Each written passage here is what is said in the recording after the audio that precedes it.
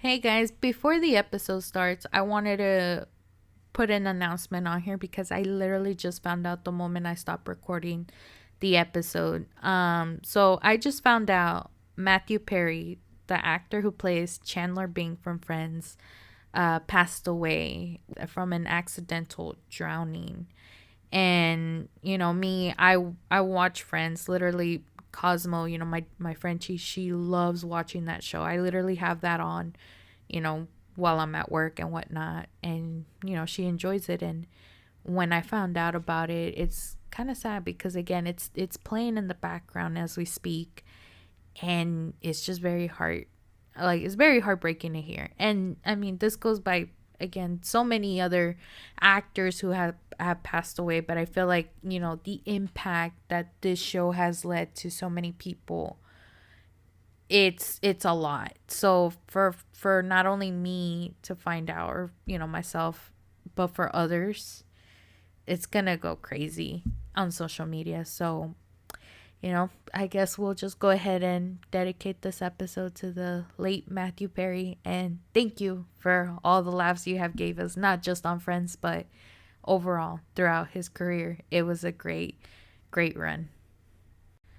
All right, guys, welcome back to a new episode. And as you have already read the title, we're going to be talking about Five Nights at Freddy's. And I really don't know how to begin. But anywho, as always, before we start the episode, make sure to follow my social media at It's Lielers on Instagram. I don't even know if I'm supposed to be saying like X or Threads because honestly, at this point, I'm not even using either. I'm even surprised I have any followers on X, but again, there's really nothing interesting going on over there. I think I'm mostly just on Instagram and on TikTok, sorry. And speaking of TikTok, make sure to follow me at Lielers on TikTok. Shout out to my 411 followers on TikTok right now. I'm over here surprised that you guys are following me. I don't know if you're following me because of the video that I posted, like the last episode that I talked about, or just overall because you listen to the podcast. But hey, thank you. And speaking of that episode, that little video that I uploaded on TikTok, the video that I uploaded was Papa with a cowboy hat in the steampunk. That video currently has 71,000 likes and it's still going. Like literally a week ago, it was just like, it just started gaining likes out of nowhere, and then now it's like slowly drifting, so I'll be getting like maybe like 10 likes an hour, maybe. But again, I'm really glad that you guys are still coming across that video and liking it. I already have like literally 95 like over 95,000 likes on TikTok. So thank you so much, you guys, for being very, very engaged on that. So make sure you follow me on TikTok. If you don't have an account, just make one. Follow me. Do it because not I've been uploading some stuff on there even after that video. Like for example, of course, Cosmo, because she's already growing up and I'm still obsessed with her. But and when I mean by Cosmo too, my last video actually was popular and it had her on it and it has like 22,000 likes. Papa just decided, I'm sorry, babies, you're gonna have to go, elsewhere. And what I mean by that, I'm very, very active on TikTok. I've been uploading some things about her. Like recently, the reason why I've been MIA again is because me and her have been watching this show called Yellowstone. Yellowstone is some show, I swear. My sister-in-law recommended that show for me, and thank God she did. But babies, for some reason, she's like very, very attached to that show. I don't know if like maybe in her past life she was like either a farm dog or maybe a horse because she kind of walks like a horse. And on TikTok you will see that video where she's like, every time I have the show on, she's like attached to the TV because of it. So definitely follow me on TikTok. I've been wanting to record an episode, like how I mentioned earlier, with all the news that I gathered. Like there's so many things happening with pop culture last week, and I wanted to record it, but I've been out of town. I've been in San Antonio for work, and so that's where I was at last week, walking around the Riverwalk, and then enjoying like I don't know stuff. Like for example, I think I mentioned this on my last episode, one of my last episodes. I was in San Antonio and I didn't even know what the Alamo was about.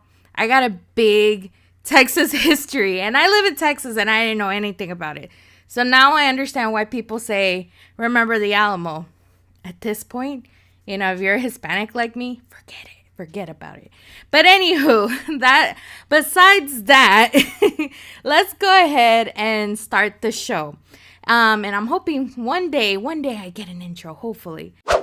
As you have seen the title, we're going to be talking about Five Nights at Freddy.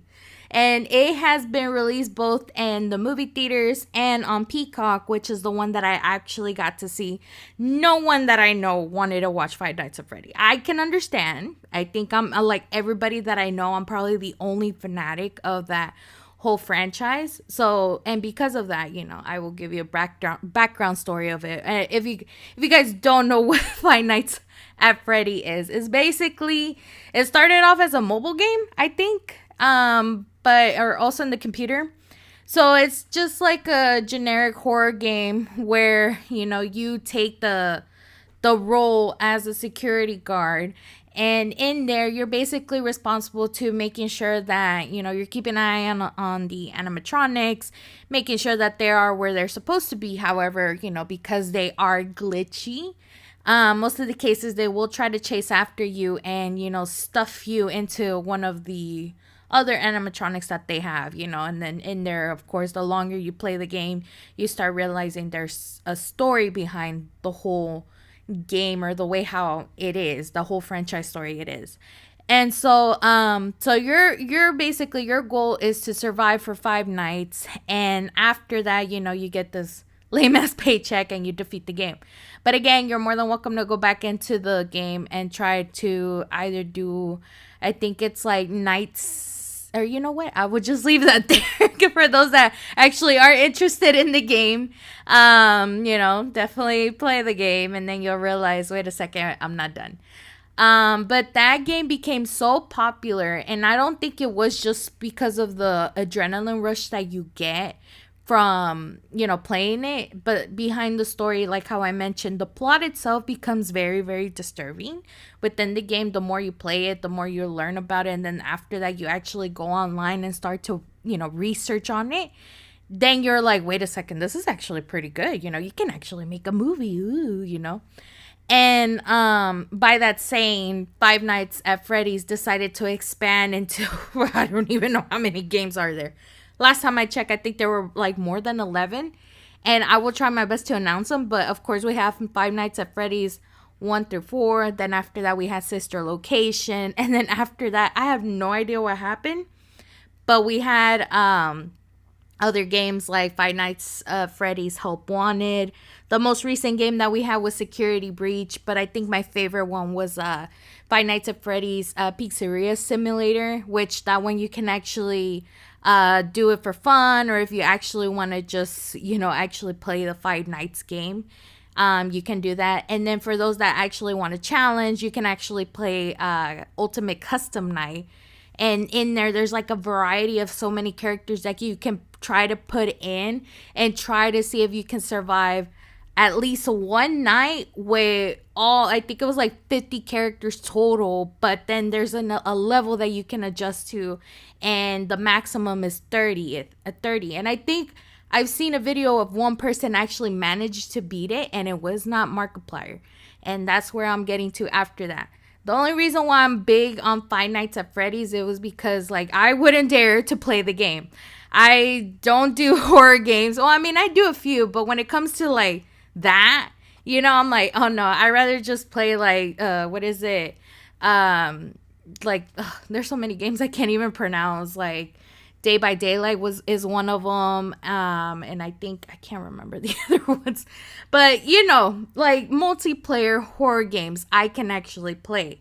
But if I have to do it by myself, I will probably not go near it. So Five Nights at Freddy's will be one. But thank God for Markiplier. And the only reason why I say this is because he will actually play these games and try to, talk about, once he beats the game, then he's like, wait a second, like, let's dig into that story. And he will actually be able to explain it in the most proper way that he can understand.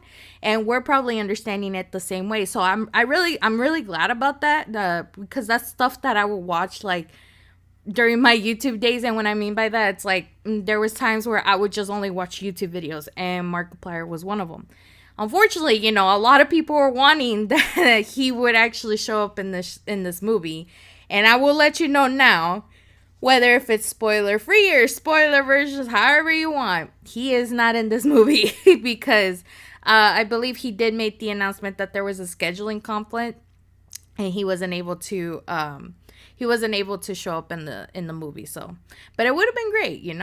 But anywho, other than that, we are basically getting this movie by Blumhouse, and Blumhouse decided to say, you know what, we're known to make horror movies, and of course, because Five Nights at Freddy's is a horror movie, let's go ahead and try to make it, because again, that plot of the game itself is very, very, I would say, disturbing, brutal, maybe gruesome, but at the same time, it's very, very entertaining. So I was really excited. I think the moment they did announce it, I was like, oh my God, we're finally getting it. I mean, whether if it was a TV show or just a movie, I'm thinking, okay, this could be good. However, I do personally have a bad taste of movies that come from Blumhouse. Why? Because they're so bad. So I don't know if I ever mentioned this in any previous episodes, but I want to say I have. Blumhouse tends to butcher a bunch of movies, and I was terrified, or just, I feared that they would do that with Five Nights at Freddy's. So I was expecting the worst. But again, luckily I managed to watch it. I was literally like, what can I watch? I just finished watching Yellowstone. What is there to watch? Oh, hey, Five Nights at Freddy's is finally coming out. So let's go ahead and do this. Now, before I even get into the whole review, of course, like I usually do, we are going to be doing a spoiler-free version first and then the spoiler version. However, in the spoiler-free version, what I'm doing differently is going to be my review, or just basically my thoughts. I don't say review at this point, just my thoughts overall. I'm not going to spoil the movie. However, this movie had a drastic mixed reviews. So not only you will get mine, but you will also get the people's reactions. And if you were to look up those reactions right now, you will see what I mean. So there's that. But I also want to say, for those that do have a TikTok, definitely go check out this one video from this person that is with the handle at @BMaximum. I literally just came across it before I started recording this episode, and I'm like, you know what? I want people to watch this video. So this person uploaded a video. I don't know if this person works at the cinema that they work at, but they said it's locally owned. And what I mean by that is they actually have the freedom to give out like custom messages. Like if you were to go to either like AMC, Cinemark, Regal, I don't know how many other movie theaters there are, but those are the ones that I have here nearby. They will have their, generic, like, hey, thank you for choosing our movie theater, enjoy the show kind of way. And this person records the episode from the cinema that they work at, or, wherever they're at. They actually made a custom message that has the Five Nights at Freddy's theme, and that shit is so scary. I swear to God, I feel like that moment was just even scarier than the movie.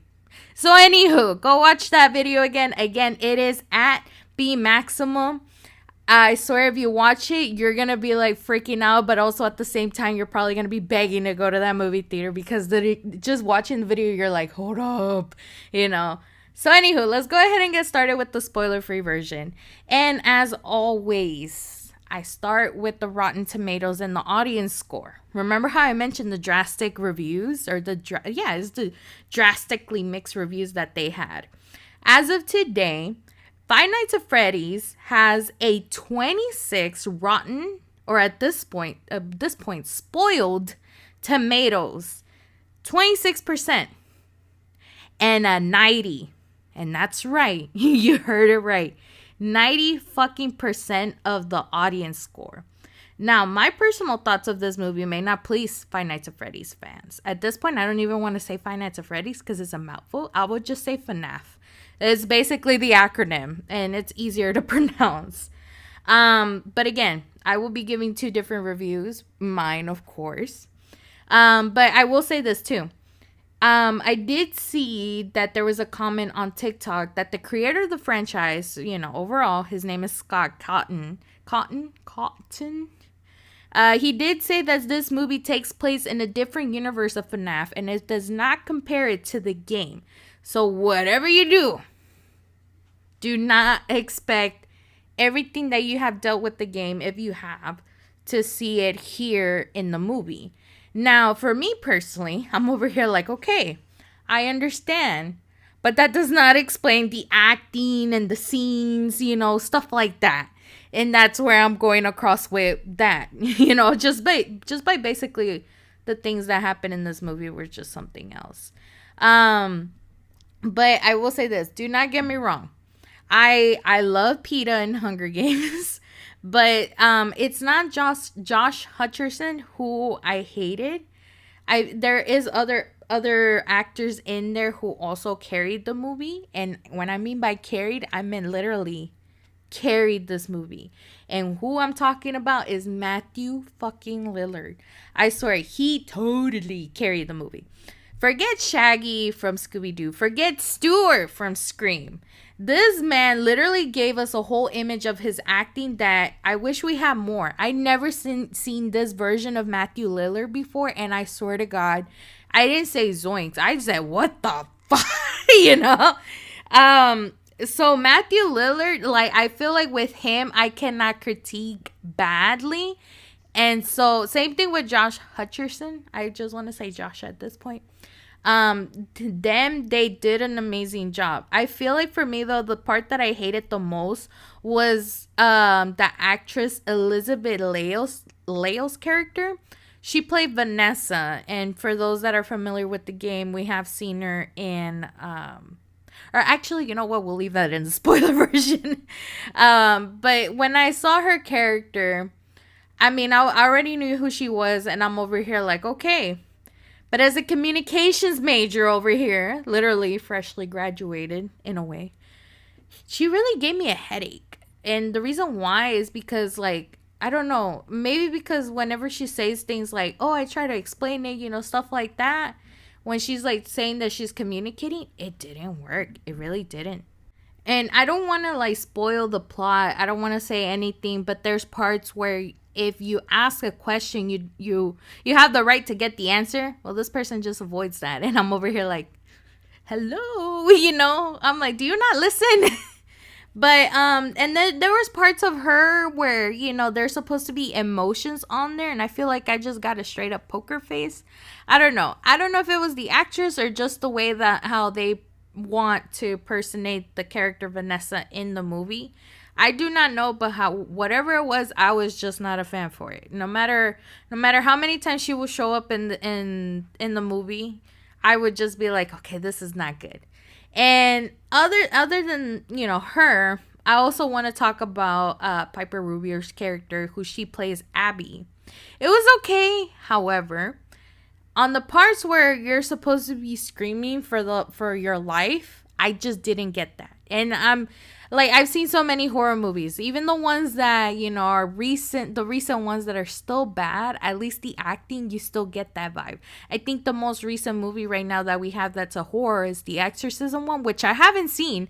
I heard it was good, by the way. I'm still upset that I haven't even seen Saw at this point. That's something I wanted to review. But besides that, I'm over here just wanting to get, that fear. And I just didn't get that. And I would have expected it more on a child than an adult. Because a child can be very frightened just for the little things. But when it came to this, I just didn't get it. And that's the thing. If it could have been better, I'm going to hate it. So, yeah, it was just those two particular characters that I hate. But I feel like, other than that, overall, I was expecting a horror movie. Just overall. It's Blumhouse, again, how I mentioned earlier, they're expecting horror movies. I did not get that feeling.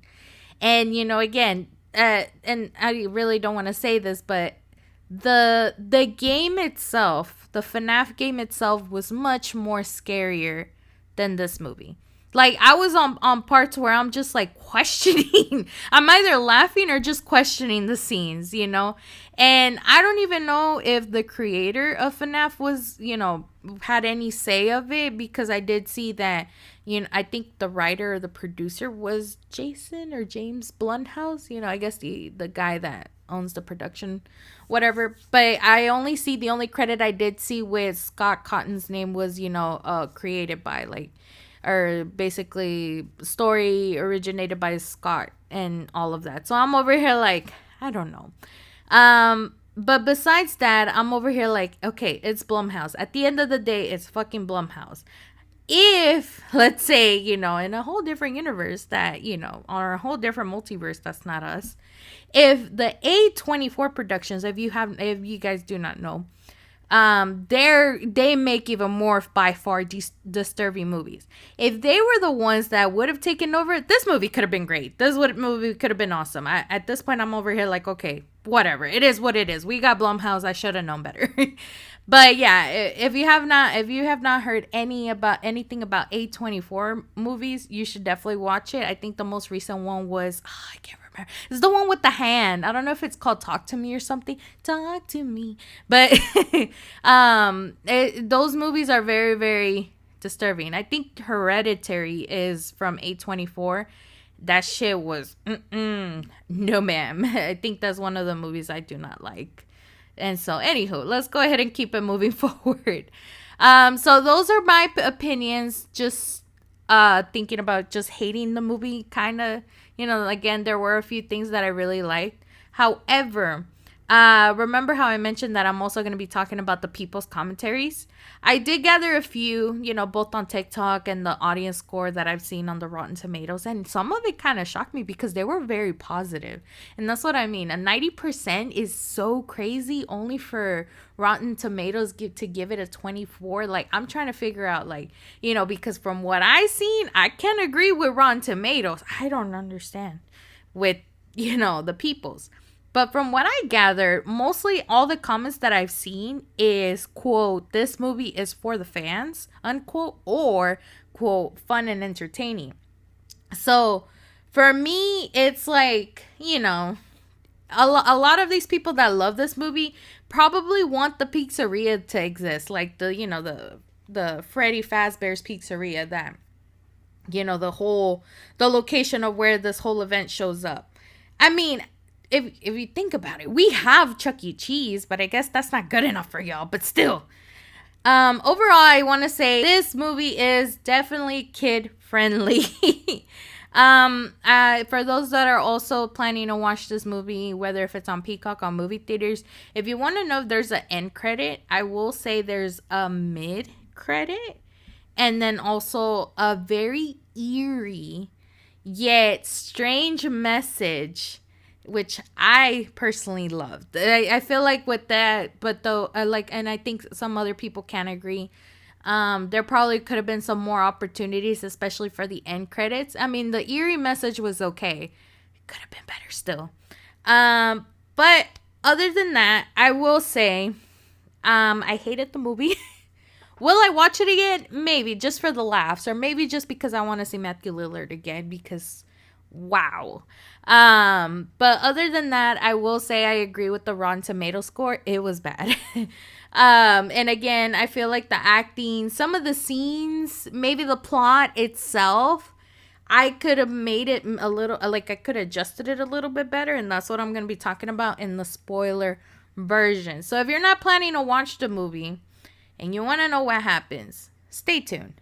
If you do not, and you're planning to watch it with either your kids or you're just a fan, you know, whatever it is, go ahead and stop the episode, go watch it, come back, and you got to hear what I said, because again, I could make it better, but I feel like if this got generated by FNAF fans, yes, it definitely could have been better. So anywho, spoiler warning in 3, 2, 1.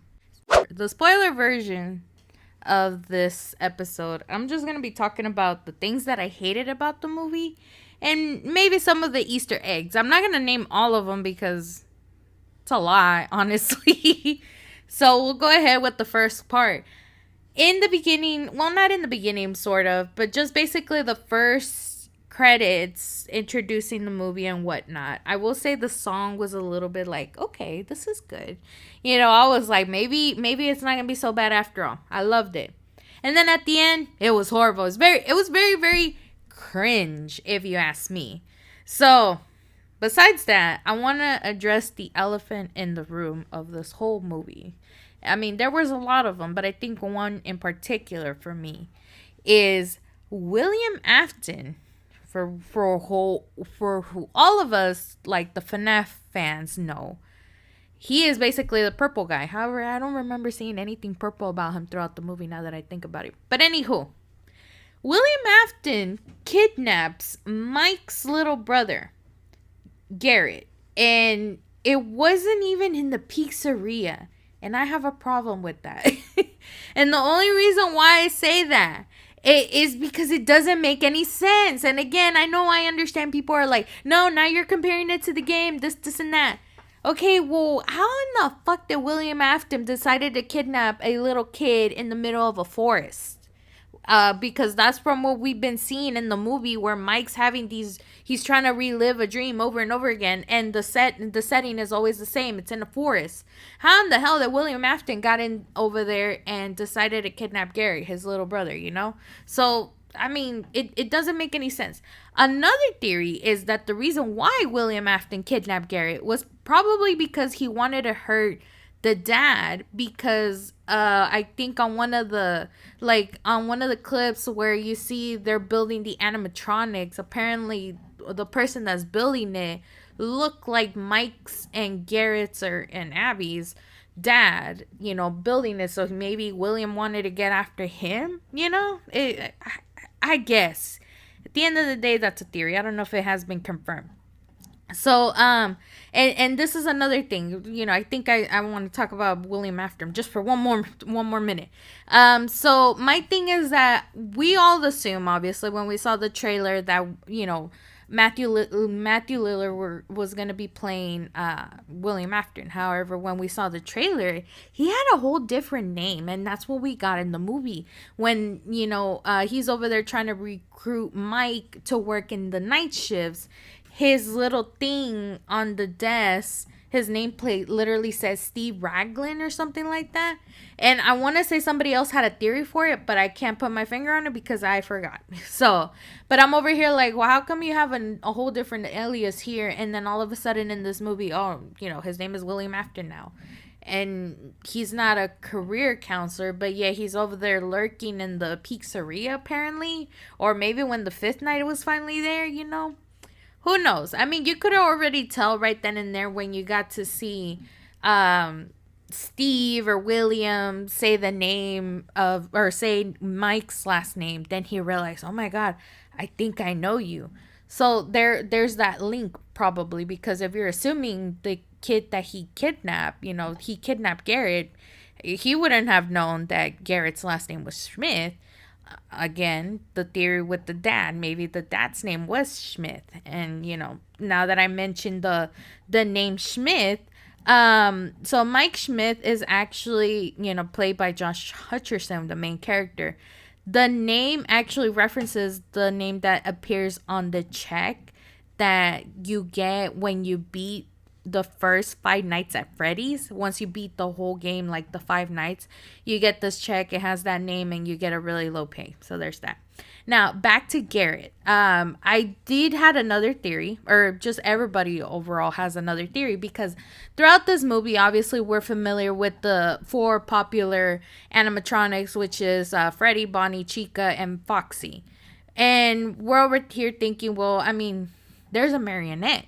But I don't recall if I've seen the marionette on the first 5 Nights at Freddy's, or maybe it was just in the second one. But my thing is that there is a theory that that the marionette is probably Garrett, because I didn't see him at all in the movie. And when I mentioned the whole eerie message that was in the end of the credits, it spells out "Come find me." And people are theorizing that that's Garrett talking to either us, the audience, or, Mike, because at the end of the day, he's still technically missing. And Mike is still trying to, find him, even though Vanessa also told him to make his peace with it. He's never going to find his little brother anymore. So maybe that's a possibility of a prediction that we might get a sequel for this movie. I mean, I don't even know if I'm going to watch it, but I guess, I got nothing else to do with my life, so might as well. So moving a little bit more with William Afton, and I mentioned Vanessa right now. In the movie, apparently Vanessa is the daughter of William Afton. And I'm over here like, the last time I checked, William Afton works alone. And Vanessa was just another security guard that we have seen in Five Nights at Freddy's security. I forgot already. We've seen in Security Breach. That's the game that it was recently out for PlayStation and on Xbox. But she also plays the character Vanny, who I guess that's her alter ego. It's a theory, but also might have been confirmed. And Vanny is, like this. She just is basically Vanessa in a rabbit onesie that she puts on, and then after that, she's over there trying to terrorize, everybody else. But that's the only time we've seen her. So that kind of gave us a like, wait a second, he had a daughter, So that threw me off. But again, they said, hey, don't compare it to the game. It's going to be different. So, all right. Again, one more time with William Afton. I'm trying to get Cosmo to stop biting wood over here. That's why it sounds like I'm getting distracted. But William Afton, also known as the Purple Guy. He did have a terrifying story of how he managed to stuff the children's bodies in the animatronics.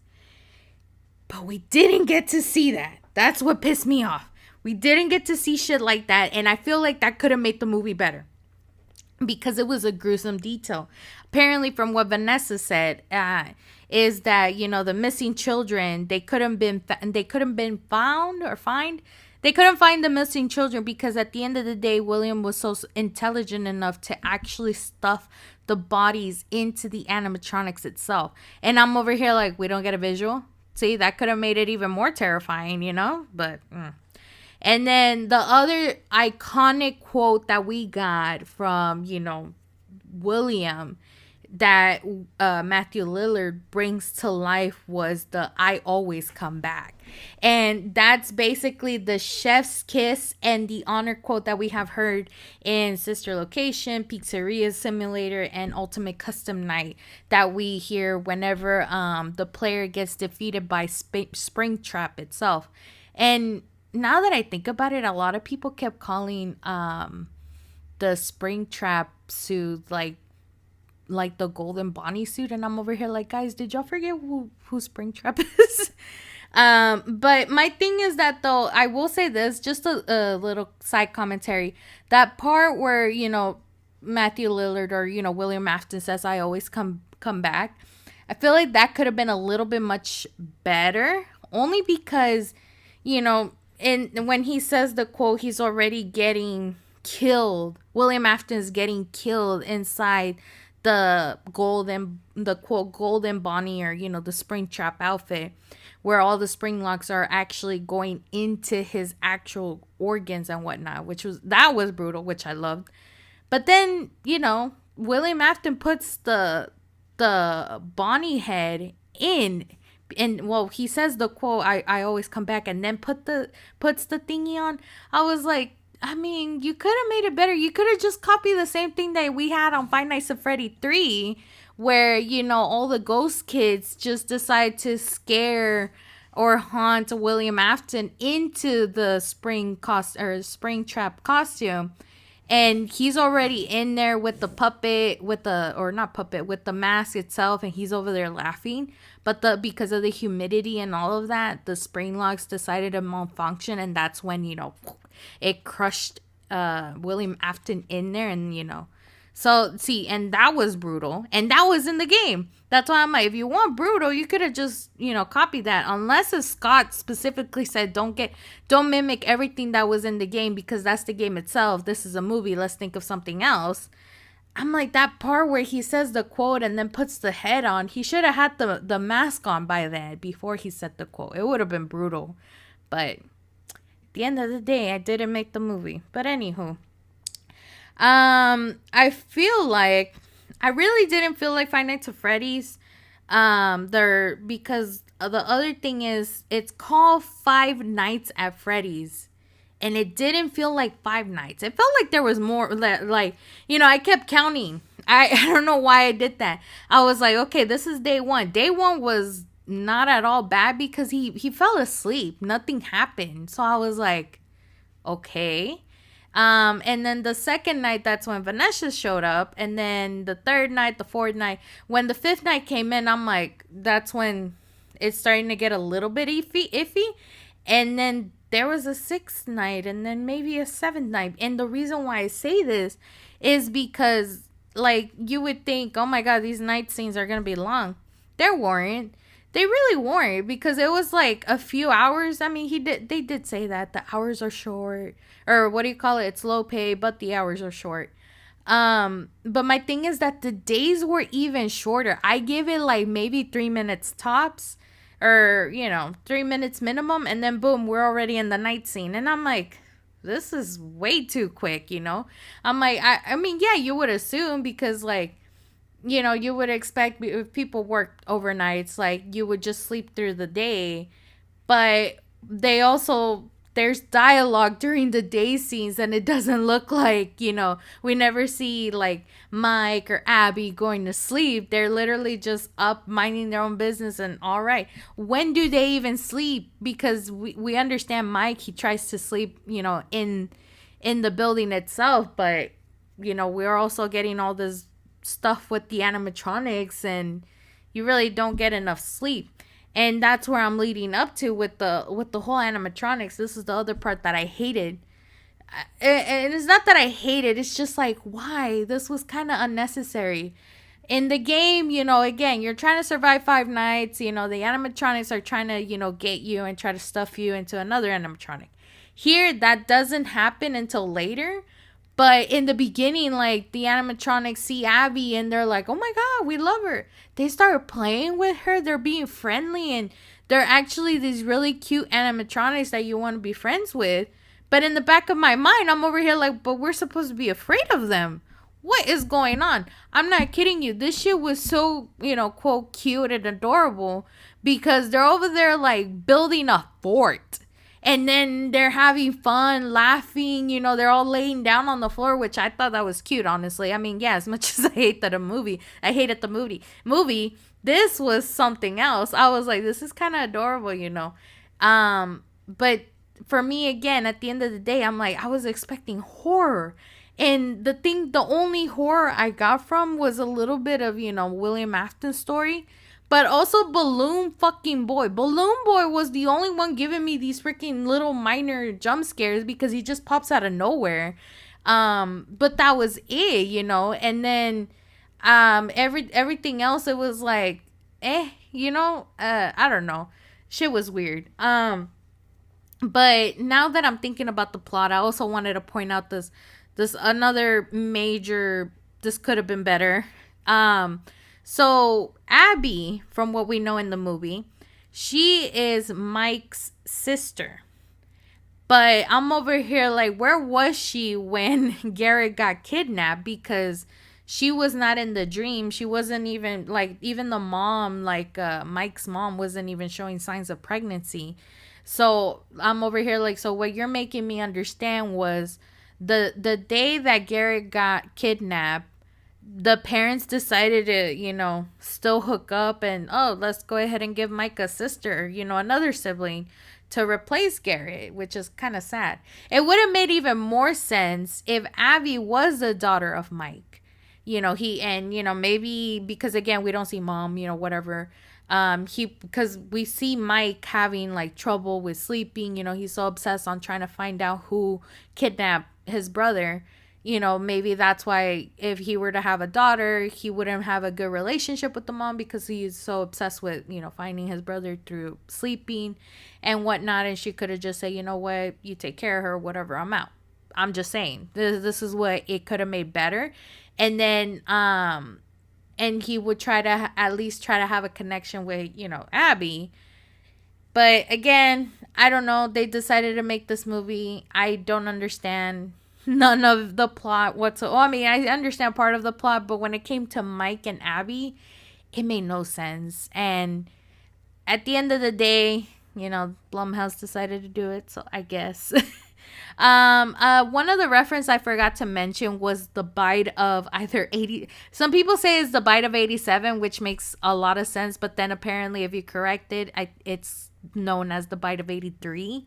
And this is reference to Five Nights at Freddy's 4. And the reason why I mentioned the bite, the part where the babysitter actually got chopped off through one of the animatronics, which I think it was Freddy. I was like, I feel like when you see that scene, you're over there like doing the Leonardo DiCaprio reference from Once Upon a Time in Hollywood, where you're whistling. I cannot whistle, by the way, so I'm not doing that. But he's whistling and then he's snapping his fingers. When you saw that scene, you would feel like that, and then you're referencing the bite. However, from what I saw, I could have sworn the babysitter's head got chopped off. And then next thing you know, we see another scene and her head just magically attached. Kind of need to improve that, just saying. But that didn't make any sense. But anywho, another reference that I also saw was the ballerina from Sister Location, but apparently it was a reference of Fazbear's Fright, which basically was before the events of Five Nights at Freddy's 3. So I was like, oh, hey. Apparently some people say that, when you see the ballerina, there's probably something inside, and they're trying to figure out whether if it's the puppet or God knows what else. I did also notice a lot of people were also saying, hey, when there's a specific scene where Chica is shown, like in the little corner on the top right edge, you might see Shadow Freddy, That's probably another reference, but again, I don't know parts of that. People were always trying to find these little cute references to try to connect with the game. And I mean, it is part of it, which I can understand, but at the same time, it's like we didn't get to see like Mango, for example. We didn't get to see Mango. There was a plushie in there, or not a plushie, an animatronic that I have never heard of. So this is probably from somewhere else. But it was basically a dog animatronic, and I've seen the clips of it, and people are like, oh yeah, like we gotta, it wasn't Sparky the name. I forgot what the name of the dog they got it from. But again, I'm over here like, I don't know anything about it, but we have that. I'm kind of glad they didn't have Baby, because I did not like Baby animatronic from Sister Location. Or even the more, I guess they try to make her more like evil, kind of, whenever they made Pizzeria Simulator and Ultimate Custom Night. I was just not a fan of Baby, so it was that. But yeah, there was stuff that they were trying to, reference to other games, but most primarily they were trying to focus on the first night, or the first Five Nights of Freddy's. So I'm over here just looking at it, just analyzing it and thinking it over. I'm just like, this movie could have been better. I love the references. Again, I won't say like I'm a fanatic for it. I am a fan. I am aware of basically all the little stories that they have. And again, I didn't have that much high hopes because, again, of the Blumhouse productions. But if they decide to make a sequel, I guess I would watch it just to see what else they can make from. But for me, I'd rather just go ahead and probably rewatch Markiplier's Five Nights at Freddy's playlist and probably be more entertained there than I would on here. And that was another thing, now that I mentioned the game. There was no reference to the whole main goal or the main thing that you do in the game, where you're looking through the security cameras and closing the doors and whatnot, and the electricity and all of that stuff running out. You don't get none of that. And I think that was a big flop. And I think that's the reason why maybe the Rotten Tomato score, hell, I even saw the review for IGN. They rated it a 4 out of 10. Maybe that's the reason why we didn't do so good, because it wasn't related to the game itself. But at the end of the day, when has either a game or a book relate to a good, like, can come out of a great movie? There's really not that much, and there's always room for improvements. Like, I can name you a few. For example, like Assassin's Creed with Michael Fassbender, I think that's his name. When he did the movie, it didn't do so well. And I mean, I liked it, but other people didn't, and it was poorly reviewed, and they never made a sequel to Assassin's Creed. There was also Warcraft for the World of Warcraft game, and that one also didn't do so well. And it was kind of sad. And I mentioned this before, and I mentioned it again. I liked it, but the person that loved it the most was my dad. My dad was like, I need a sequel. This was really good. And I had to break the news to him and tell him, hey, Dad, you're not getting it because it flopped. And he's like, what? But it's stuff like that. Now, we're still getting more things. And that's one of the breaking news that I had planned for this episode, or for the upcoming episode. But again, I was out of town. We did get an announcement that we're going to be getting a Fallout series, and I think this was going to be an Amazon. Oh no, it's either on Amazon Prime or on Apple TV, whichever one. But the fact that we're getting a series, and Fallout is one of my favorite games at the time. I don't even know what my favorite game. At this point, I just decided to abandon the game stuff. Fallout was one of my favorite games, and just to hear that we're probably gonna get a TV series for sure, like they made the announcement and whatnot, I'm over here like, I cannot wait, and I remember when I first saw it, I had the urge to finally turn on my dusty ass Xbox and just play Fallout at that point. But again, I just don't. I'm like beyond lazy when it comes to playing games now, because either number one, I'm just playing by myself, or I have no one to play with. And, when I'm playing like these single or multiplayer games, it's just not the same as it was with friends. And I have literally no friends on either on Xbox, on PlayStation, that I play a lot frequently. Like, I have them, but they're busy playing, doing their nonsense and whatnot. The other game that I'm also looking forward to, well, not the game, but it's going to be a TV series. And I think that's going to be the Warhammer series with Henry Cavill. I don't know if it's still rumored, or I don't know if it's been confirmed. But again, we're still going through this whole strike. They already reached an agreement with the writers. They're just waiting to reach an agreement with the actors. So that way everything else comes back into place, and we can finally start making movies, TV shows, basically anything entertainment, because summer's around the corner and we're not going to be getting a lot of movies this coming year. Like, for example, Deadpool. That was one of the other announcements. Deadpool's going to get pushed until 2025 or 6. But it's not coming out this year. And I'm kind of sad about it, I was really looking forward to Deadpool 3. But I'm really just, waiting to see what happens. We're getting the movies that we can right now, the ones that finally did finish. Like, for example, we're still getting TV series like Loki. Loki's a good show that is finally being released, but it's been completed for a while. Ahsoka came out, and I finished that, and wow, as a Star Wars fan, that was great. I highly recommend if you guys have not seen it. But other than that, Five Nights at Freddy's, the movie, could have been better. I wish it could have been so much more. And, if anything, sometimes I wish, my man, like, what is up with these people that make these movies? Like, please do your research. Again, like, if you know that you're going to get a movie, do the research. Like, if you were in charge of doing Five Nights at Freddy's, you could have just watched Markiplier movies and understand the whole thing. But again, at the same time, I don't know what really happened there. I don't know, again, if Scott, the creator, decided to take that route and say, do not make it exactly like the game, make it different, surprise me, wow me. And that's where everybody gets like, oh, well, what do we do now? Kind of like that. But as I mentioned, if they do make a sequel, I'm pretty sure the kids nowadays, they just want to watch anything. They will watch this movie a lot. Make it popular, hell, there could be another sequel. I don't know how much the budget was, but at the same time, I'm like, if they do reach it, hell, there's going to be a possible sequel, and I'm probably going to be watching it. Am I going to review it? Probably not, but maybe so. We will see. And again, I'm kind of tired of the movie reviews. I really do want to talk about other things like Rammstein. Rammstein's coming to Europe, by the way, for those that do not know. They're coming to Europe, and I cannot wait to see that. So, but anywho, other than that, there is so much other things that I do want to keep talking about, but we will leave that for another episode.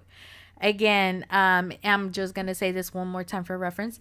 If you guys have not followed my social media, make sure you do so. Follow me on Instagram at It's Lielers. If you have X or Threads, you can also find me there with that same handle, but I'm not probably going to be there. So there's that. But if you have TikTok, follow me at Lielers on TikTok. And if you guys are probably trying to figure out how to spell that, make sure to follow my Linktree. My Linktree actually has all the links to all my social media and all the other platforms that this podcast is available. We are available in so many platforms. We're available on Spotify, Amazon Music, iHeartMedia or iHeartRadio. We're available on iHeart, Pandora. And if you guys don't have any of those platforms, again, just refer to my Linktree. It's spelled out linktr.ee/Lielers. And then if you guys, cannot find me on there, you're more than welcome to find me on YouTube. All of these episodes are also going to be on YouTube. So make sure to go like and subscribe. I never thought I would say that.